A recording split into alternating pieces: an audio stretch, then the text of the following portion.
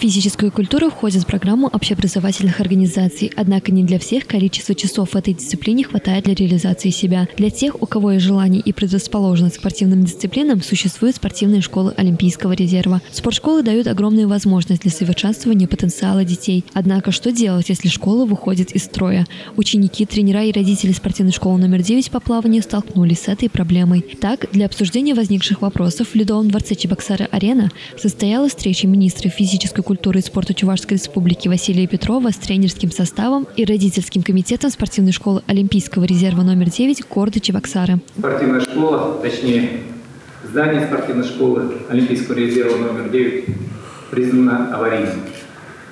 В октябре мы получили технический отчет, и я очень рад, что это своевременно произошло, что мы не потеряли людей, потому что в любой момент это здание могло обвалиться. Нами в Следственный комитет направлено письмо на предмет выполнения своих служебных обязанностей бывшим руководителям. Находится под контролем этой прокуратуры. Непригодным для дальнейшей эксплуатации здание признано не просто так. Обваливающиеся бетонные конструкции, проржавевшая арматура из-за плохой вентиляционной системы – это лишь малая часть найденных нарушений. При наружном осмотре фасада с визуальным обследованием его сопряжения строительных конструкций обнаружены характерные дефекты, сквозные вертикальные трещины по кирпичным стенам с максимальной шириной раскрытия до 18 мм, указывающие на равномерную осадку грунтов с основания фундамента. Повсеместное освоение защитного штукатурного слоя в цокольной части наружной стены.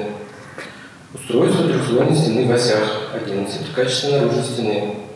То есть это во время 80-х, 90-х годов, я точно сейчас уже не помню на память, был проведен ремонт стены, потому что она уже была в аварийном состоянии. Но на настоящий момент строительные правила запрещают такие конструкции стен. Здание перешло в аварийный из-за отсутствия в нем капитального ремонта. Деньги выделялись, ремонт не производился. На сегодняшний день этим вопросом занимается прокуратура. А единственным возможным исходом для школы теперь является снос, так как ремонт будет стоить намного дороже постройки нового здания. Были деньги заложены предыдущим руководством на капитальный ремонт, но это должно было делаться гораздо раньше. На сегодняшний день этот объект подлежит сносу. Главе республики докладывал, отчет смотрели специалисты. На этом месте будет построен новый спортивный объект. Это 50-метровый бассейн будет, 25-метровый бассейн. Но при этом мы понимаем, что спортивная школа – это не только спортивный объект, это тренера, спортсмены.